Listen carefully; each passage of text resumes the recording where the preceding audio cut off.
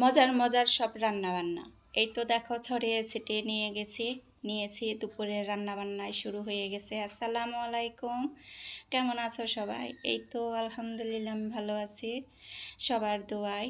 এই তো শুরু হয়ে গেল রান্নাবান্না। আজকের রান্নাবান্নায় ছিল মুরগির মাংসের ঝোল আর পোলাও রান্না।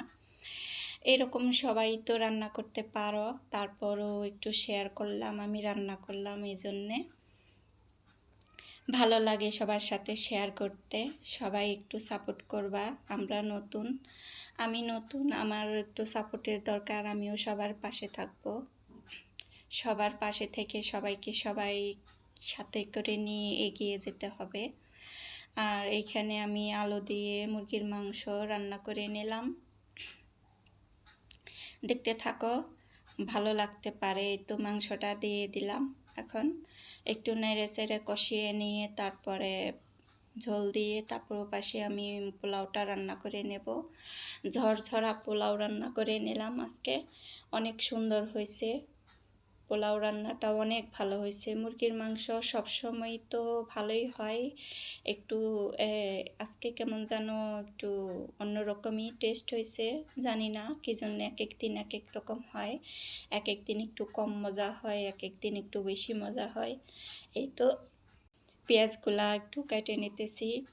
পোলাওয়ের জন্য পেঁয়াজটা শেষ হয়ে গেছে, পেঁয়াজটা কেটে কিছু ফ্রিজে রেখে দেব,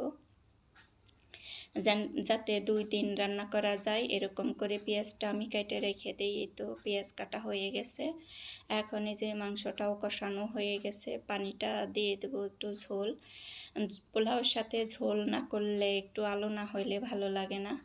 আলু দিয়ে আমি রান্না করছি, আলু খাইতে আমার ভালো লাগে। মাংসের সাথে আলুটা আমার খুব ভালো লাগে। আমার ছেলে মেয়েও পছন্দ করে, অনেক বেশি পছন্দ করে। খালি মাংস রান্না করলে বলে কি আলু নাই, মাংসের সাথে আলু দিতে পারলা না। এই তো এখন এই যে চাউলটা মেপে নিলাম। এখানে 2.5 পটের মতো চাউল দিয়ে দিছি, 2 পট আর আধা পট। একটু কম করে রান্না করলাম যাতে এক বেলাতেই শেষ হয়ে যায়। তারপরেও আমরা 2 বেলা খাইছি, তারপরেও কিছু ছিল। সকালবেলা আবার গরম করে খাওয়া হয়েছে। আমরা অল্প চারজন মানুষের সদস্য বাসায়, আমাদের আবার তেমন একটা লাগে না। এই তো এতটুকু চাউলের পোলাও হয়ে যাবে রাত পর্যন্ত। আমাদের পোলাও তো তেমন একটা খাওয়া যায় না, তারপরেও ভরপেট খাওয়া হয়েছে দুপুরবেলা খাওয়া হওয়ার পরে এই যে কিছু ছিল, ছেলে মেয়ে আবার রাত্রে খাইছে। রাত্রে আবার ভাত রান্না করার চিন্তা করছিলাম, চিন্তা করলাম যে ভাত রান্না করলে সবটি থাকবো, আর সকালে ঠান্ডা ভাত খেতে হবে। এই তো মাংসটা রান্না হয়ে গেছে। এদিকে আমার পোলাও রান্নাটাও প্রায় হয়ে আসছে। এইখানে আমি কিছু কাঁচামরিচ ভাঙ্গিয়ে দিয়ে দিব, অনেকটা মজা হয়েছে। তারপরে কিছু কিশমিশও দিয়ে দিব, কিশমিশ দিলে আমার পোলাওটা অনেক ভালো লাগে।